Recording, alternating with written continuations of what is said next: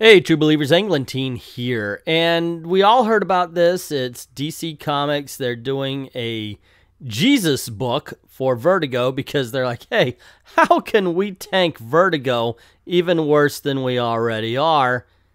And it turns out that not a lot of people are happy with this upcoming comic book. I saw this on Bleeding Cool. It says over 100,000 signed petition against DC Comics Publishing Second Coming by Rich Johnson. So take this however you will. Oh, goodness gracious. It goes to say a few weeks ago, Bleeding Cool showed you how a slow news day on CBR led to Fox News and Breitbart running stories about the upcoming DC Comics title, The Second Coming, with allegations of blasphemy being thrown around willy-nilly.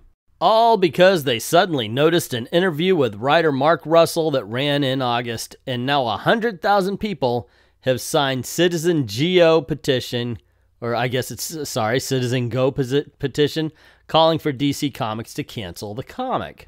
And while I think it's fair that to say they're throwing around blasphemy willy-nilly, because you haven't read the comic book, it may be a celebration of the life of Jesus and everything he stands for. But understanding what Vertigo has been and what Vertigo is recently, I sincerely doubt it. Here is the actual campaign. And by the way, personally, I find these things useless. You know, that's why they create sites like this. So people who complain can go on over and they're out of the way. They're not really bothering anybody. I just see signing petitions like this as a waste of time. But that's just my opinion. Citizen Go is a right-wing advocacy group from Spain which promotes petitions in many countries defending Christian and Catholic causes, and as well as campaigns that oppose equal marriage, abortion rights, and euthanasia. The petition reads, Dear DC Comics Board and Management, I am appalled by your decision to publish Second Coming, a comic that features Jesus Christ as a clueless superhero sidekick. In a recent interview with the Bleeding Cool author Mark Russell described the concept behind his upcoming comic, he explained God was so upset with Jesus' performance the first time he came to Earth since he was arrested so soon and crucified shortly after that he has kept him locked up since then. In Russell's comic series, Jesus comes back to Earth as the roommate of an all-powerful superhero named Sunman. Would DC Comics publish similar content about other religious leaders such as Mohammed or Buddha? This content is inappropriate and blasphemous. It should immediately be pulled from your publishing schedule. I disagree, in all honesty. First of all, no, I think it's a bad idea. Of course, they would never do the same thing with Mohammed. Buddha gets made fun of all the time. And so, no, I just agree with the fact that this could only be done to Jesus because we won't cut anybody's heads off over it. And you know they would never have the balls to do it for about Muhammad or anybody like that. So, yeah, I agree with them. Is it blasphemous? Probably. We'll find out. Do I think they should take it off the schedule? No. Are you kidding me? I'm kind of hating and enjoying the fall of DC Comics. I mean, they were riding on such a high with Rebirth. And then as soon as Jeff Johns went home, Didio said, hey, how can we f things up? So, yeah, it's just, I'm amazed every day at the stupid decisions being made. It's frustrating because these are the characters I love. But on the other hand, it's like, how far are they going to fall before they really take a course correction? And no, I don't see the recent DC shakeups as being a course correction. As a matter of fact, the reason why I didn't do a full video on it is because ultimately, I don't see a change for the reader involved at all. So this falls into the Englentine is always right column, which actually continues to fill up quite a bit.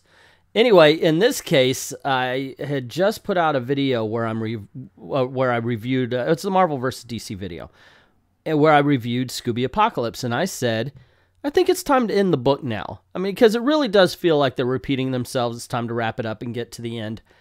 And here we go. Titans Damage Scooby Apocalypse ending in April. The DC Comics titles Titans Damage and Scooby Apocalypse are all ending in April according to the recently released solicitations. With the endings of Damage The Silencer and the Terrifics are the last New Age DC hero titles still ongoing. Although Silencer's April 2019 solicitation for issue 16 could be read to have some finality to it, it doesn't carry the final issue label DC has for the other 3 titles, and here are the solicitations for each finale. I have to admit, for as much as I like Dan Abnett on Aquaman, the Titans have not exactly thrilled me the same way. Now, once again, I'm a little biased because every time I see that same freaking pose of Changeling jumping arms back like he's about to smash something, I'm thinking, wow, did they just ruin that freaking character. Seriously, he used to change into any other animal, now he's a poor copy of the Beast from the X-Men. And seriously, Damage? Damage is gonna get canceled and not Weapon fucking H? Seriously? Ah. Man, this is a sad day. This one, though, like I said, I'm ready for it to end, and it looks by the solicitation here, it looks like they're gonna end it on a good note. Like they're gonna finish the story, and I hope so. I hope this is it. Also, the Adamant, by the way, is pretty cool as well. And they did bring him into continuity, kind of, by having him meet the Justice League. It's a good book. It's a good series. Here is something I think I can get behind if they do it right. Marvel Team Up returns in April. There's not much else really left to say about the whole article. I can say I love the original Marvel Team Up. It's a great way to go about introducing people around the Marvel Universe. You know, every issue you have him team up with somebody, and even when a story continued, he would team up with a different guest star. It'd be kind of like a handoff. It was amazing. I loved it. It says the first 3 issues of the ongoing title will be an arc teaming up with the wall crawler with his New Jersey neighbor, Kamala Khan, a.k.a. Ms. Marvel. Kicking off the series will be writer Eve Ewing, who will team up with artist Joey Vasquez. Here's a summary of the first arc. After a science demonstration at Empire State University goes awry, Ms. Marvel and Spider-Man find themselves tangled up in the same chaotic adventure. So is it destiny or disaster? And then we see some variant covers. I'll talk over these instead of putting my little avatar up. And I don't know. 3-issue arc with the same hero. If it's written well, it could be done well. Eve Ewing has some growing to do in the medium, but she's not horrible. I don't mind Ms. Marvel. She's actually an okay character when written well. But then again, so is every other character. If they're written well, they're good. Ah, goodness. It just seems... Okay, I know we're at natural to be negative on something. This doesn't seem like it's going to be a different character every issue. And I'm wondering if they're even going to introduce to you the strange villains that the Marvel Universe has, or if they're going to make up their new ones and it's going to be, I don't know. But it does seem like it's going to be written for the trade instead of single issues. Yeah, I'm hoping for the best, but it's Marvel, so I really am expecting the worst. New Mutants possibly to be delayed again, chucked off to Hulu instead. Say it. Say it. You know you guys want to say it, because if you listen to my last live stream before I lost them, we had a discussion about this. Now, what did I say? I said, no, that's never going to make it to theaters. And I heard, oh, no, it's going to come out this year. It's slated for later this year. Nope. I said, until you're watching it on the big screen, don't believe it's happening. I wanted to see this. So anyway, it says, hey, remember New Mutants is getting a movie? Yes, I did. I was really excited for it. Yes, I know you probably utterly forgotten the comic. No, not at all. I've been waiting for this because ever since I saw the preview, I was thinking, wow, holy Toledo, they're going to go a horror movie route with the New Mutants. And that is so freaking awesome to me. So no, I'm not really into what they're saying here. It goes on to say, so yeah, the movie was going for a more supernatural horror theme. And wait, what the hell? Antonio Banderas is credited in the movie? When did this happen? Seriously, I think stuff going on around this movie is scary enough. So a few weeks ago, podcaster Scott Belchel, co-host of Merc with a Podcast, tweeted this out about the movie.